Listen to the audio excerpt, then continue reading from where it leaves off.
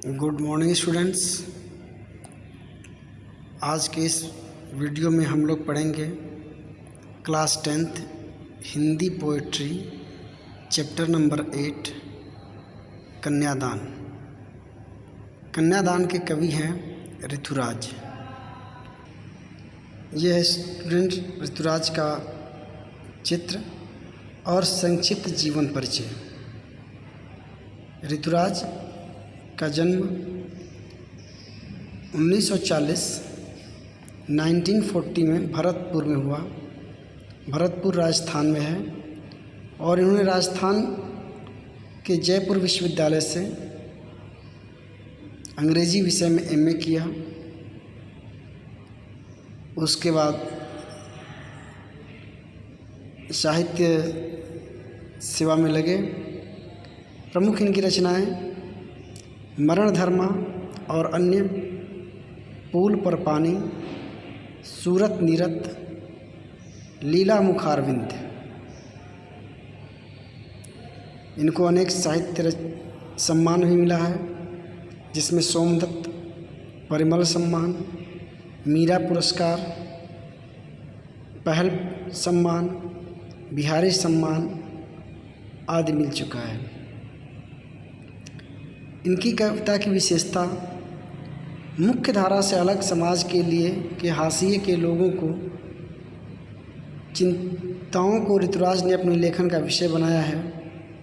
उनकी कविताओं में दैनिक जीवन के अनुभव का यथार्थ है और वे अपने आसपास रोज़मर्रा में घटित होने वाले सामाजिक शोषण और विडंबनाओं पर निगाह डालते हैं।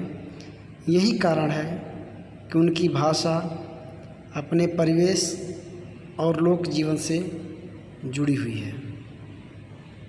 आधुनिक काल के कवि हैं ऋतुराज। इनकी रचना मुक्त छंद में है, खड़ी बोली के कवि हैं। और आइए देखते हैं कन्यादान कविता का संक्षिप्त समरी। ये स्टूडेंट कन्यादान कविता की संक्षिप्त समरी।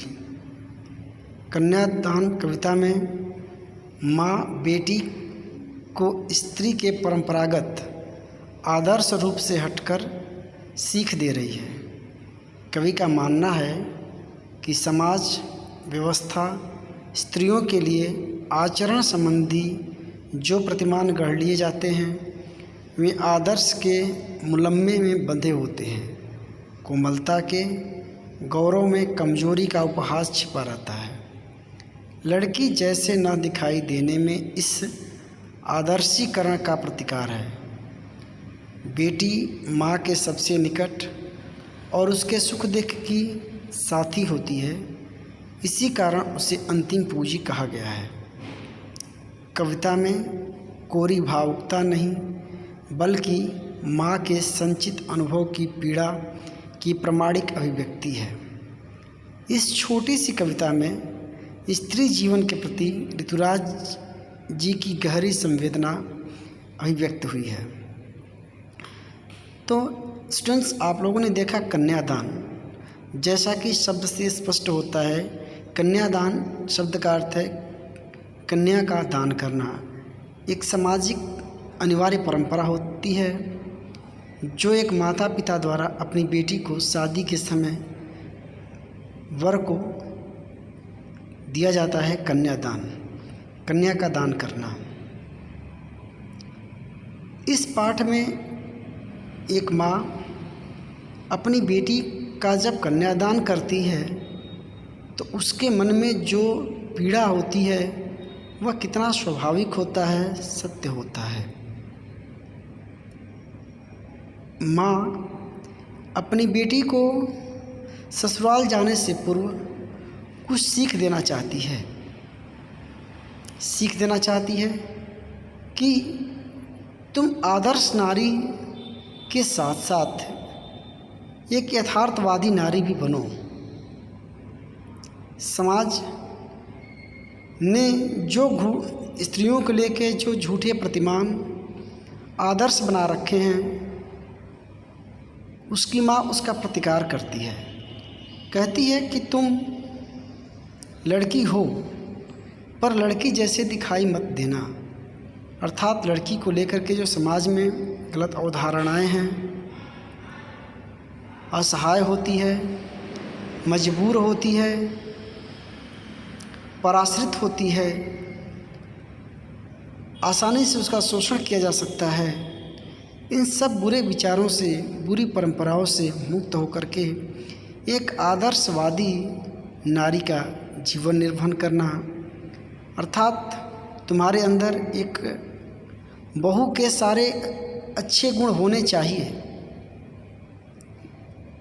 लेकिन इस बात का भी ध्यान रखना चाहिए कि आपका कोई शोषण न कर सके।